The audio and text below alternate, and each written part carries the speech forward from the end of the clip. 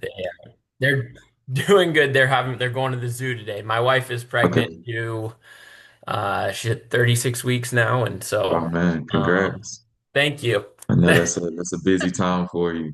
It is. It is a busy time, and so we're just trying to get things going, but it's fun. But thank you Sir, for doing this and offering this. I'm no problem. excited, and I saw you did one with Jean Fleck Hmm. a couple weeks I ago, so did.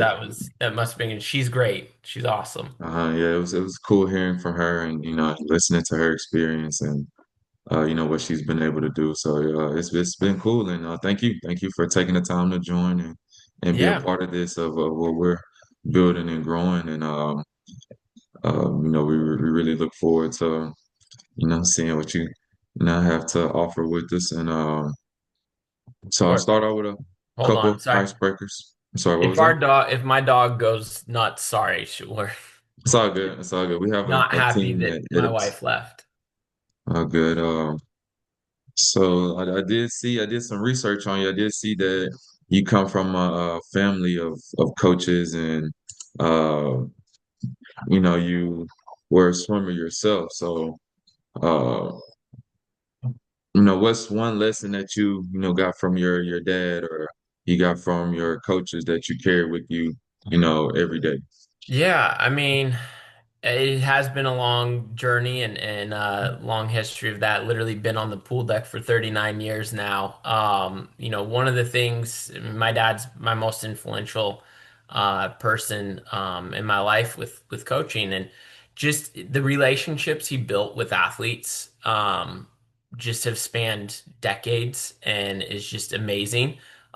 So I try to take that into working with my athletes is the relationships that I build. I mean, my dad's retirement party had over 200 plus swimmers. My dad's celebration of life had, close to 150 to 200 people. And I still stay in touch with a lot of his swimmers that I watched swim when I was a kid on the pool deck with him. And so those relationships still last, through him and through our family. And I love the relationships I have with my swimmers, getting invited to weddings, being a reference for jobs, being one of the first people they call when they're excited about some of their successes. And so those relationships are, I think, huge because that allows, during the time that they're swimming, they'll do anything for you because they believe that you believe in them and you believe in whatever they can do. And uh, I think that trust builds an amazing relationship that lasts a lifetime, really, with that. And I try to take that with me with what I do now, still every day. And because at the end of the day, I mean, they're a swimmer for me at the college level for 4 years. We're trying to build people to be successful beyond the college realm. I mean, it's not like football or basketball or baseball where there's a pro level. Like these kids, most of them are done at the end of their senior year, going on to do other things, and building them to be successful is the most important part. And swimming's just my vehicle to do that, and building those relationships helps do that. Yeah, that's cool to hear. And even just looking at your track record, looks like you're, pretty successful, even across multiple schools and divisions. I'm sorry, I have my daughter in the Uh, background as well. But that's cool to see that. So kind of give me some insight on what that takes, either day to day, culturally, or being able to be that consistent and that successful. Yeah, I mean, day to day, it takes a lot of work, a lot of effort. There's a lot of coaches that come in and they want to, or they think they want to be a coach, and they don't realize the amount of work that goes into it, the amount of work behind the scenes that goes into being successful. I mean, a lot of people get into coaching and they think, all right, I'm just going to write a workout. I get to coach the workout, and then I get to go home, and that's it. And they don't realize like that's my most fun part is coaching the workouts, and that's super important. That's probably only 15 to 20% of my job, I mean, there's so much that goes into being successful and making sure there's a lot of little things that go on that determine some success and getting that extra rest or that extra food or that extra whatever it is for the athletes that helps them be successful and it doesn't really stop. I'm constantly in the office or I'm constantly at home working, and trying to be successful and then also building a team of culture and that success of celebrating each other's wins. Like that is a huge thing that I think we do really well at San Diego State is we have a group of girls that are almost more excited for their teammates' success than their own success. I mean, there are countless numbers of swimmers that I've seen be successful and they train with their teammate. And when their teammate does something good, they're the first ones there giving them a hug. They're almost more excited than the individual that actually did that race. I mean, I've there are several swimmers just here at San Diego State alone who, um, they come in and they train together and they may not have made NCAAs, but they're the reason their teammate made NCAAs because they're the ones pushing them every single day. And it's good to have competition within our practices, but it's really important that the girls realize that the competition they don't have to be enemies within the teammates or you know they're not the competing against each other, they're competing together and pushing each other so that way when we get to conference they're really excited. I mean, we have countless number of pictures from photographers where our girls are just huge hugs after races because they're just so excited for their teammates. I mean, I can think of several of them. I mean, I remember when, there's two breaststrokers we had, and Christiana Williams and Nina Murphy. They trained back and forth all year and just duked it out all year. And I know coming into it, they kind of saw each other as competitors to begin with, especially one of them coming in as a transfer. But they built this just bond that was awesome. And Christiana got her cut for NCAAs on the first night, and Nina was the first person there to congratulate her. And then when Nina on the final night in the same event made her cut, Nina didn't even know she made a time that was going to make NCAA. She was like really happy with this lifetime best. But Christiana was right there in her face. She's like, "You're going to NCAAs with me." And Nina's like, "What?" And I was like, "Yeah, Nina, that time it should make it." And Christiana was so excited for her. And Nina was just like, "Oh, wow, this is cool." Like my super senior year, she was a grad student at that point, taking her COVID year, and that was literally supposed to be her last race of her career. And Christiana was like way more excited for her, and I can think of like Riley Tapley and Alex Roberts. Like Riley Tapley, Alex Roberts came in and she was not this great swimmer, and she'll tell you that. And like literally her freshman year, it was like, okay, I got to keep up with Riley Tapley. I got to keep up with Riley Tapley. And by her junior year, she made NCAAs, and she's literally like, the reason why I did it was just because I had to keep up with Riley.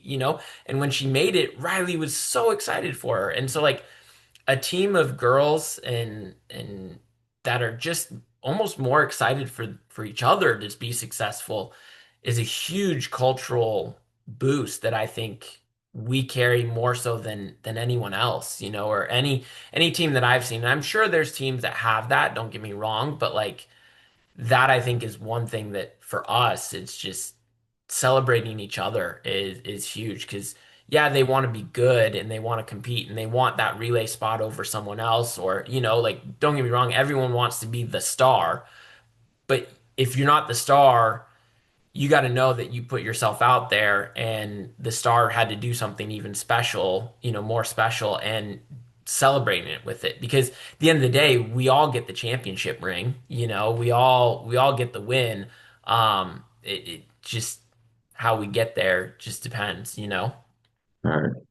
No, that was nice to hear, and even the energy, I felt like it's probably a reason that the team is has that chemistry and that cohesion because it's coming from the top. Like even you telling that story, I could feel the energy of the excitement of you replaying that moment, telling that story. So Yeah. that just goes to show the energy that given your program, it must be working. And It's fun. I mean, that energy is you try to bring it as much every day. It's not always there, but like uh, just the excitement of watching our girls be successful, I think is super cool. I mean, I'll tell you, there was a race several years ago that I was so excited for, and our girl ended up winning this long race by 4/100ths of a second. And I looked down at my Apple Watch, and my heart rate was 180, um, 180, cheering for her race, like just yeah. nuts. And it's exciting. Now, my heart rate doesn't get 180 for every race.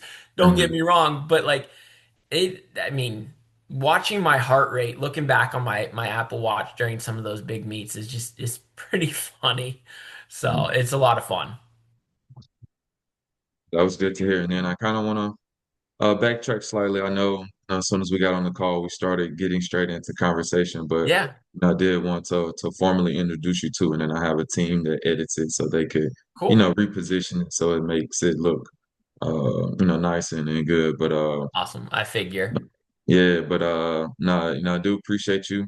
Coach Spahn, head or coach from San Diego State University swim team, swim and dive team, and we do appreciate you. I have seen the extensive track record at other schools and programs, and even the success with titles and championships, and um, it's really a pleasure to have you join us and be a part of this and telling your story. It's a pleasure being here, Jared. Thank you so much for having me. Yes, sir. So again, I kind of want to go a little bit more into the culture. What was it consistently across the different uh, divisions or schools that you were allowed to, I mean, you were able to build that team chemistry and team culture, consistently again, because I know it's a lot of different personalities, a lot of different athletes, a lot of different, even just management from school to school. So, Yeah. how were you able to keep that culture and chemistry consistent? Yeah, I mean, I think a lot of it comes from the top down. I mean, I can't take all the credit and Hmm. definitely not it's to the girls, but it's also, I came into San Diego State and Mike Schrader, our head coach, has been here for a long time and he's built a team of great culture and it was already here. I think just when he and I got to team up, it blew up even more. I mean, there San Diego State's we've had nine championships since Mike's been here, and all of our championships have been under Mike. And I've been here going into my sixth season. So of the five I've been here, we've won four championships. So four of the nine have been since I've been here, and I think I mean just getting that chemistry together has been a lot of fun. Um, you know, as an assistant or an associate head places like I think you really have to be a great help or assistant in that sense to your head coach. I mean, essentially they're going to be driving it, but is if you can enhance it and help grow that culture is a huge thing. And so, I think in a lot of places I've been as that assistant or associate head, I think I've been able to help support that head coach's mission. I think that's a an important part of things and just being that positive person, being on the same page because I think that's where the culture starts is from the top down. And if you're not on the same page with their whole staff, like that really, the athletes see that. And so being on the same page helps a lot. Mike and I have really clicked super well since I've been here. And I love working with him. It's tons of fun. And that clicking helps a ton. And Roland, our dive coach, is amazing as well. Like they've been here, Roland's been here 13 years. Mike has been here 17 years. And like this group of three that we've gotten to work with the past 5 going on 6 years. And we had another assistant that was here with everyone to here that I kind of filled in for when he left a couple of years ago. It's really great cohesion. I mean, Mike, Roland, and I have more fun with them than I have ever had, and I think we've got a lot of different experiences and we have commonalities. Um, age is not one of them.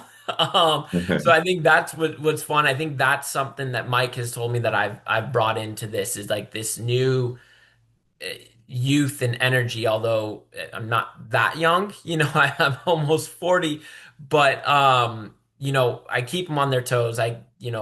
We're doing more things and I think that helps. At Notre Dame, I had a great boss in Mike Litzinger, and I really enjoyed working with him and his vision for teams and really supporting him. And he's still a good friend of mine that I get to connect with and ask advice, and that helps a lot. And I think taking that, I learned a lot of it, at Georgia, where when I was a grad assistant, Jack Bowerly and his staff, and the Olympians I got to work with there, seeing the success there was huge. And seeing the culture that he had built, and he was there 30 or 40 years before he retired and was a head Olympic coach. So obviously there's a lot of success and pull a lot of things from my very early time at Georgia and watching my dad, watching what he did and building that trust and the relationship with the athletes, I think is huge to help build that culture and buy-in from all the athletes.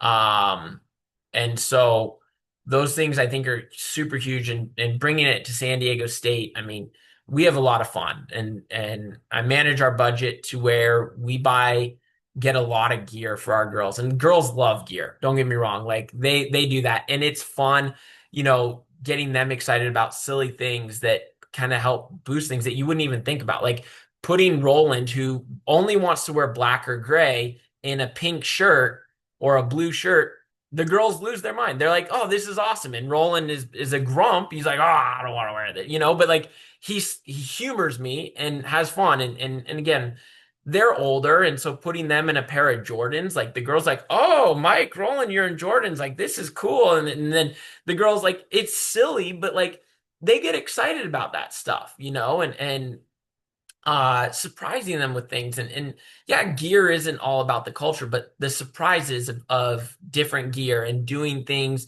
that other teams haven't done, and the surprises of food and surprises of whatever on the road that we can do. Like it's fun to do and the girls get jazzed about it, and they know that when there's surprises or different things that come along, that they know, okay, the coaches have put a lot of time and effort in and thought into this.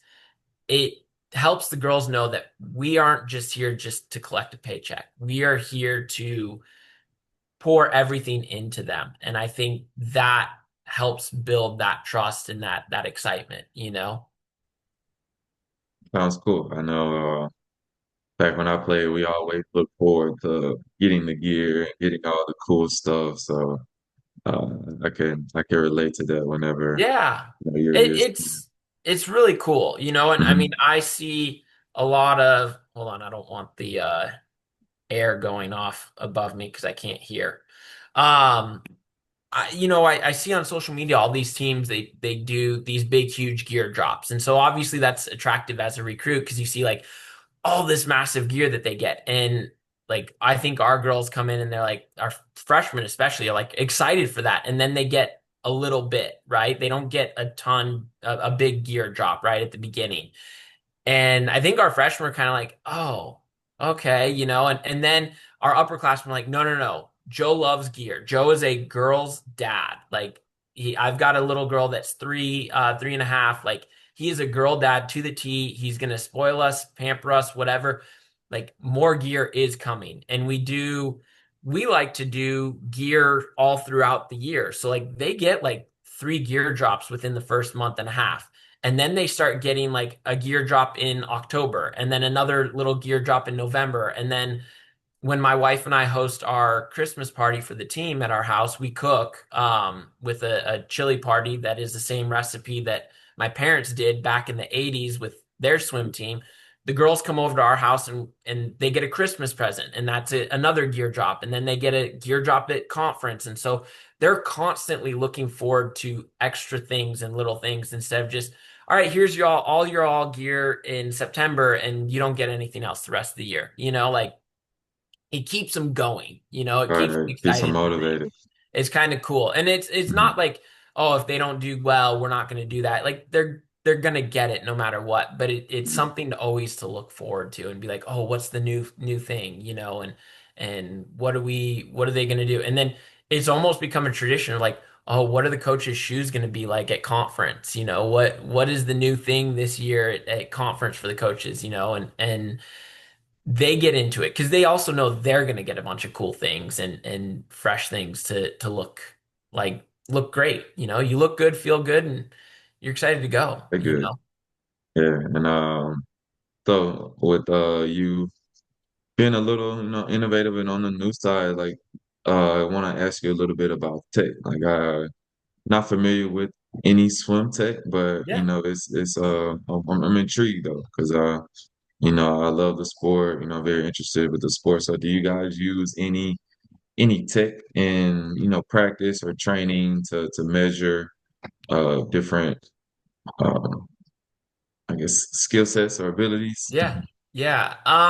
We try to. We've played around with and we use sometimes I mean a couple times a week or different points and how we set it up. Little heart rate monitors that they slide up into their cap and that's gives us at least somewhat of an idea. And heart rate monitors are kind of hard in the water.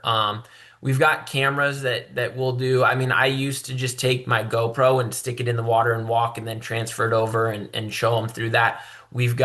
This year we've got new camera systems that are great to watch, instant feedback of things, and that's pretty common amongst the a lot of swim teams. They're blowing up. There's a new brand out there that is kind of cornerstone that industry that we're excited we got this year and partner with. And with that, I mean, other than that, we do not a whole lot in the water as far as technology wise of those type of things. I mean, more of our stuff is teaching new skill sets and talking to other coaches and learning things. Like I've got a small group of coaching friends that I stay in touch with pretty well regularly, and we talk about different workouts that we're doing, different skill sets, different things that we implement in going to the CSCA meetings at the end of in May every year. That's a great place to start meeting, talking with other coaches and like, what are you seeing here? What are you learning and growing your skill set in the type of workouts you do and how you build a week and that also is how we play around with things. Is how we incorporate weights or dry land or what that looks like through the week and those are things that we start to tweak and work with and it's fun to do different things and keep the kids on the toes and start introducing new things. And sometimes they're not necessarily new, they're just things that have been around for a while that we haven't done in a while. I mean, we just actually got a piece of equipment out that has collected dust in the athletic training room and no one uses it anymore in the athletic training room really. And I asked our athletic trainer to start working with it with our breaststrokers and start using it. And she was like, "Really?" And like when other athletic trainers saw her pulling out this slide board, they're like, "What are you doing?" Like that thing hasn't been used in forever. And they're like, "Coach wants it."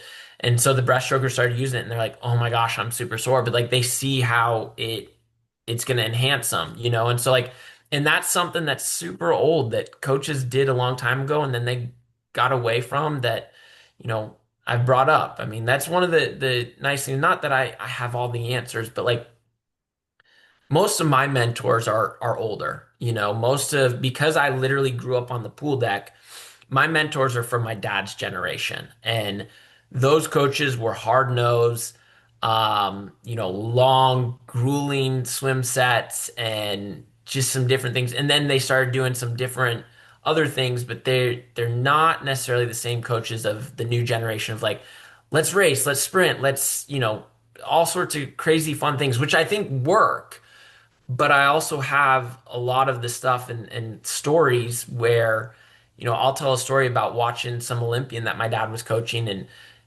my boss, who again is almost 30 years plus of me or 25 years plus of me, he's like, "How do you remember these Olympians?" I'm like, "Well, because I grew up around them. Like my mentors, I mean, my dad would be, if he was still alive, would be 83 now." I mean, that's a different generation of coaches, and Jack Bowerly is he's in his 70s, but he was 10 years behind my dad, and Eddie Reese, who is basically my dad's age, and a lot of those guys that my dad grew up around and or not grew up around, but like coached around is what I learned from because that was my dad. And so I have this wide range of, old school stuff and older coaches because of my dad, and then the newer stuff of coaches that are my age, that have some new thoughts. And so it's fun to have this wide range of things. And sometimes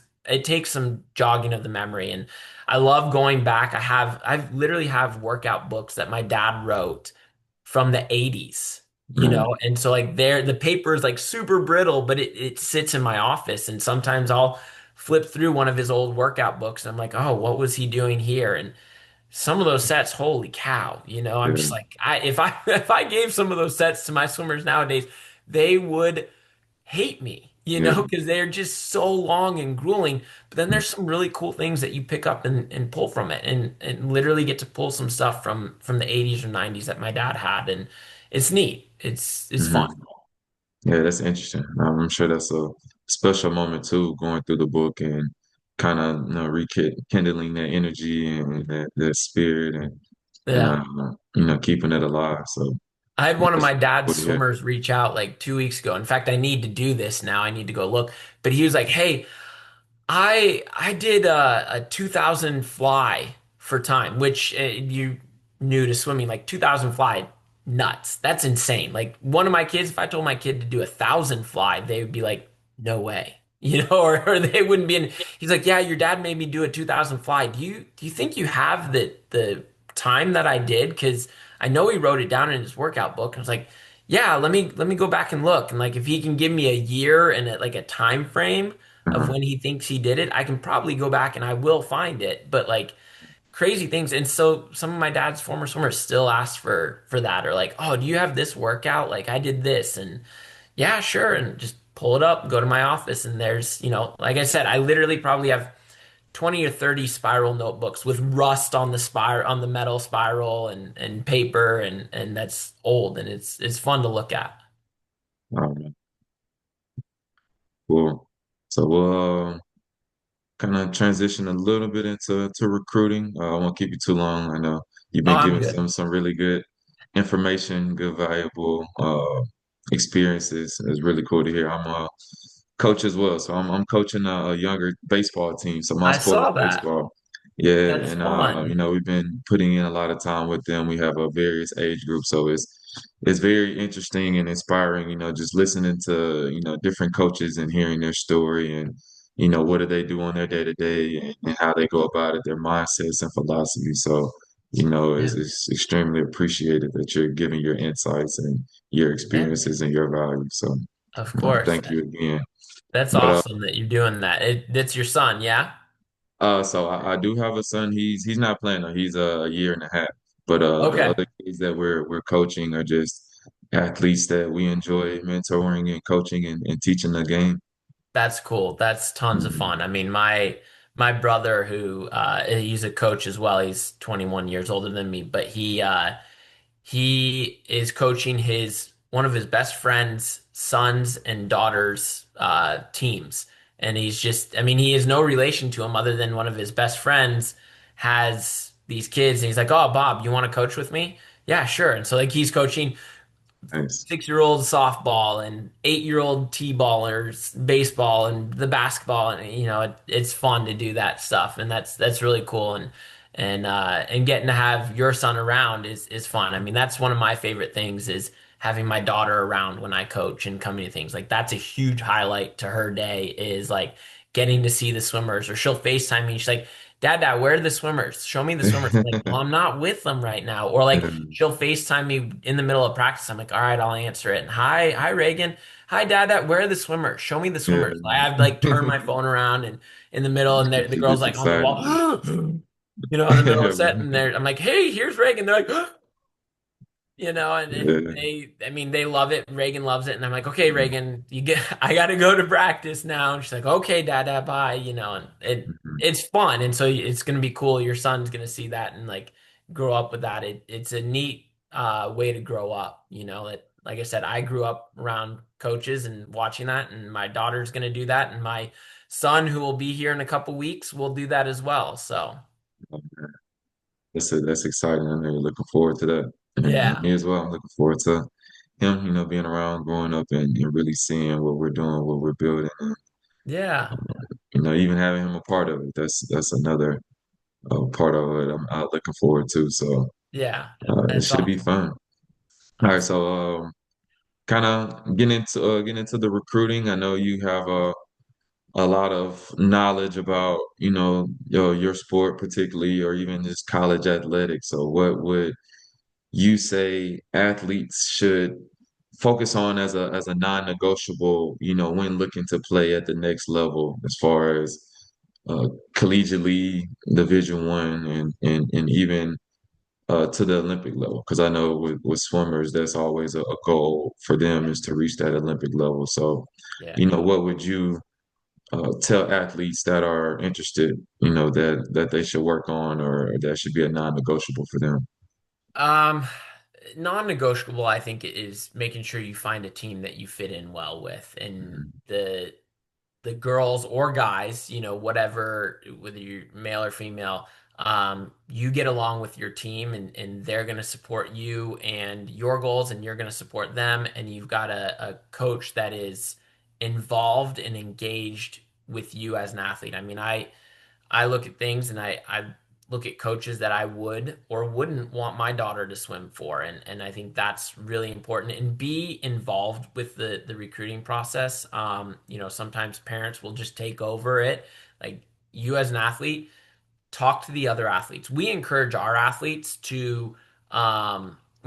recruits to reach out to our current athletes via social media or whatever and start talking to them. And we tell our girls, hey, talk to them. Be honest. Tell them what it's like, because the worst thing we can do is sell something that's fake and have someone that comes in and 2 years later or a year later they're transferring. Transferring's so easy now. And so we want it to be honest. And if they don't fit here, that's fine. That's better for everyone to find out whether they fit, if they don't fit or not. Um, but knowing that like you're gonna have a group of girls or guys that are gonna be lifelong friends, and you don't have to get along with everyone. 30 people on a team, that's nearly impossible to get along with everyone because you have 30 different personalities. But making sure that they're gonna support you and you're going to support them just as well, is super important. And finding a team that is going to support your goals and lifestyles. I mean, the thing that I can't stress enough to young athletes is like, it drives me nuts when a kid comes in and is like, yeah, I want to have a college life, like the typical college life. Well, you're already signing up to be a college athlete. D1, D2, D3, whatever level, you're signing up to be an athlete. And with that does not come a normal college life of what you might think, You have a different life and you're going to sacrifice a lot by being an athlete. But I'll tell you, it is 1,000% worth it. Like learning the skills and having those friends and working through things. And I mean, you're so much more set for life afterwards. I mean, employers love to hire athletes. Employers love to hire swimmers because swimmers, they know how to suffer on their own a lot of times, or they know how to time management. I mean, there's nothing more lonely than going up and down a pool looking at a black line, and that's all like. You don't get to talk. The only time you're talking is on the wall. And so and swimmers just have like this different mentality. Not better or worse than any other athlete, don't get me wrong, but like everyone has different skill sets with it. But you, by signing up to be a college athlete, you're sacrificing, you should be sacrificing the parties on the weekends, the staying up late, you know, the club, sometimes the clubs, the fraternities or sororities. Like you have that all built in with as an athlete. But as an athlete, you get a lot of things that a normal college athlete or college student doesn't get. tutors, supports, with class schedules, um, registering early, food nutritionists, athletic trainers to help take care of you. You get sick, you're going to see a doctor immediately. A typical student not going to do that. You get a ton of free gear. I mean, that is huge. All these free food when you go on trips, all these trips paid for to get to go see some really cool places. I mean, we went to Alaska last year as a team. Like, who's been to Alaska? Not, I mean, not many. I think that's one of the harder states to get to, but like our athletes got to do that, and they're sacrificing a lot of things by being an athlete in college, or you should be if you pour everything into it and give your absolute best. Because I think the goal is at the end of 4 years to have given your all. Because at the end of 10 years from leaving college, you don't ever want to look back and regret not giving your all or not doing anything. And I think a lot of people come in, or not a lot, but some athletes come in and they think, yeah, I want a great college life and I want to be a college athlete, but you're sacrificing a part of it. But I will tell you, the reunions down the road and the friendships and the bond that you get. I don't know what it is, something about suffering through a workout, and I'm sure you had it as a college athlete, bonds you with people like you would never know. And it's Yes. not, like, and talking about some of those crazy sets, but then talking about the memories. I look at like my dad's retirement or his celebration of life. He had Olympic gold medalists. He had people that were all Americans. But at those parties or at those celebrations, none of them talked about times. And I tell the girls this all the time. Like, you're never going to remember your times. You're going to remember the fun times you had. You're going to remember the really hard practices. You're going to remember the time that I came out in a blow up Santa suit and we did a practice and I was in a big blow up Santa suit for the entire hour. Like, you're going to remember that. You're going to remember the chili parties. You're going to remember all those things, but you're never going to remember your times for the most part. And that bond that you do as a college athlete. And so finding it, long way around of saying, make sure you find a bond with your teammates and your coaches when you pick a school. It's huge. Yeah, that's powerful. That was really good, especially just thinking about it from my point of view as well. Like you said, that's one of the big things that you look for when you're currently playing. It's like, oh, my stats, my numbers, and all of Right. that.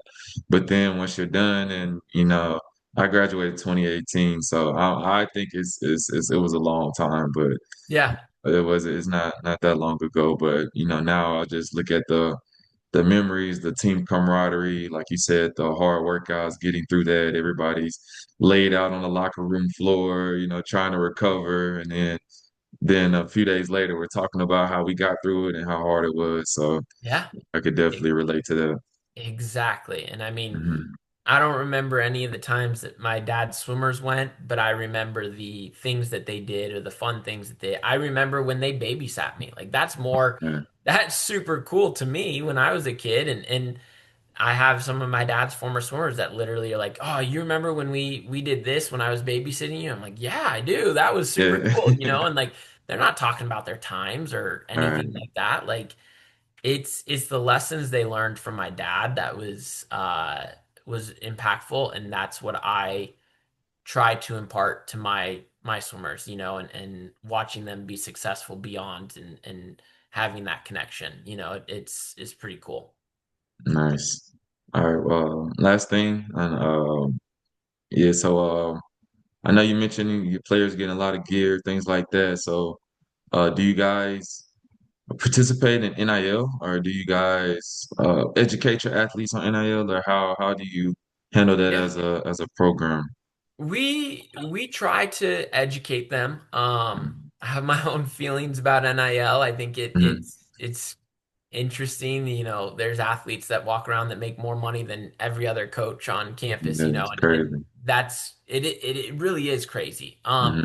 But I think NIL did some really good things for it too. I mean, one of the most common things that I will say is like lessons is really cool.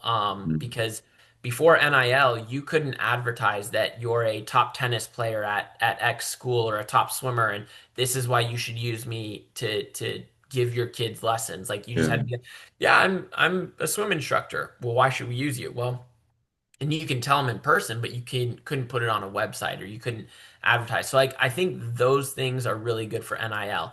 I Right. think making sure that our athletes are doing things for NIL, but also like they're not just expecting people to give them things just because Yeah.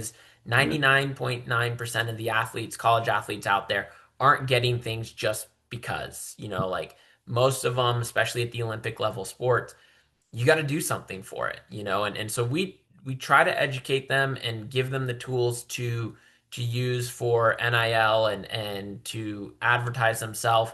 I mean, I try to tell them like you're building a brand, and that brand is going to stick with you forever. Like whatever NIL brand or whatever brand you build for yourself as a college athlete, that's what employers are literally going to look back on because that digital footprint stays there, and so you can really brand yourself well to help set you up for a career in whatever job you want to do, and just don't expect people just to hand you stuff, like that's not how it works. I mean, you got to work for it, just like you should, but so we try to educate them. We've got a great NIL department. We have two people that have been brought in. Brendan Hill, who started our NIL department, has been great and has been elevated since then and oversees it. And then we've got Abby Crawford, who came in from Florida, who, I try not to hold that against her being a Georgia Bulldog, but, we have our friendly banter back and forth about how the Georgia Bulldogs are way better than the Gators.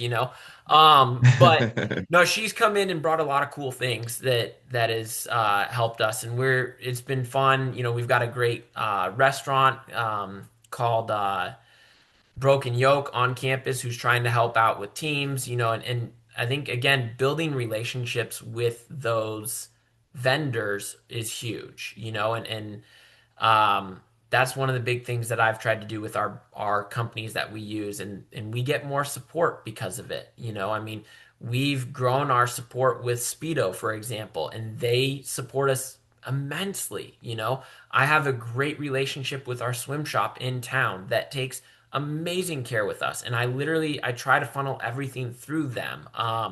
You know, we do great deals, and may be it not necessarily NIL deals or anything, but like we have great relationships with food vendors who give us good deals on things and take care of us. And like there's one Ryan Brothers Coffee in town. They not necessarily an NIL deal, but their daughter swam for us, and we do a ton of meals with them, and they take great care of us. Like they don't really jack our prices up too much, and they're probably making very little off of us, but they like working with us, and we love working with them. And so I think NIL stuff is make sure that they have a relationship with the company or the people that they're doing it, and make sure they read contracts. We talk about that all the time, is making sure that they're not signing anything that it says in perpetuity forever, or things like that, and educating them on those type of things, because the skill set that they're going to learn by doing NIL stuff it's lifelong. You're going to be looking at contracts in it as an employee, as an employer, or whatever. You're going to deal with those things, and this is a great opportunity to start learning those real life skills before they get into the real life, and that's super important. And so, I mean, for NIL for swimming, it's not huge yet. I mean, we're not like basketball or football or anything like that, and it's not for swimming. I mean, we've got 18 people at the conference level to win a championship, whereas like sometimes on a basketball court, you can ride one or two really good players, and those are the players that are going to get the NIL deals. They're the ones putting up 20, 30 points a night, pulling down 10 boards, whatever. Like they've got the numbers. With swimming, we have a relay. There's four people that have to win a championship to win that relay and work together. And with over the course of 1,200, 1,300, 1,400 points, like that takes 18 people to really come together and do. And you could have one person win three events at a conference level, but you're not going to be successful. Like you really have to be all together, even though swimming is an individual sport, because it is. but we really come together as a team to score because as an individual, you're really maxing out at 90 some points scoring, and you need 13, 1,400 points at the conference level as a team to win. And so that's less than 10% of your team points right there, you know? So it's, we really try to do NIL more so as best we can as a team instead of, and the girls go off and do their own things if they want to, and they do it well, you know? Um, but it's for us again, and I think that helps our culture too. You know, we are a team, we are a family, and like I said, we celebrate each other's wins, and you know, no one is any more important than the other person. Oh, well, appreciate you, Coach Spahn, Yeah, for all of your valuable insight and information, on your career journey, recruiting, NIL, and I feel like that's extremely valuable information for any athlete or family parent that watches or listens. So again, I truly appreciate you for joining. Taking your time. And, this is I appreciate you, of and course. I appreciate it too. I appreciate the opportunity. I love getting to talk to people and sharing my passion for swimming and what I do. sure. Well, no, did keep you a little longer than expected, but Hey, it's all good. I feel like this was good. I feel like this was really good information, and Yeah. even with you being close, so I'm in Southern California. I'm actually in Okay. the Riverside area, so Oh, cool. yeah, yeah, it would be cool to come down there and check you guys out, or check you girls out. I'm sorry, Yeah, I'm used to yeah. That'd be saying awesome. guys I with the mean, team, but shoot. We have a swim meet on the 31st and the 1st at Cal Baptist. okay, Problem is I don't know if I probably won't be there because okay, my wife will be giving birth either oh yeah, next week or our due date is actually the 31st. And so mm-hmm, I don't plan to end up at that meet, unfortunately, but mm-hmm, you know, you can go meet some of the other people or see our girls race, and otherwise, you know, come down to San Diego and mm-hmm, you know, let's grab a meal or coffee or come watch a practice, hang out, you know, and not okay, too far. And I mean, who doesn't want to live in San Diego? Who doesn't want to visit San Diego? It's yeah, awesome. San You Diego know, is I nice. mean, I I enjoy it. I think about it every day. I'm truly blessed to live in San Diego. It is an amazing place and love being here, and Mm, you know, it's fun. It's tons of fun. okay, yes, sir. No, I'll take you up on that. I'll stay in contact with you, Awesome. and definitely congrats on the baby boy coming soon, and look forward to seeing the pictures and everything. And Yeah. I continue to stay in touch with you. If there's Awesome. anything that you need or I could do to support, feel free to reach out. Awesome. And same to you. I appreciate what you're doing. Your Instagram is awesome. And it's cool that you're building a brand there yourself. So keep Yeah, at it. thank And you. if we can Yes, help, let sir. us know. All right, sounds good. I appreciate you, Coach. I appreciate it. Thank you so All right. much. Yes, sir. You have a great day. Bye. You too. All right.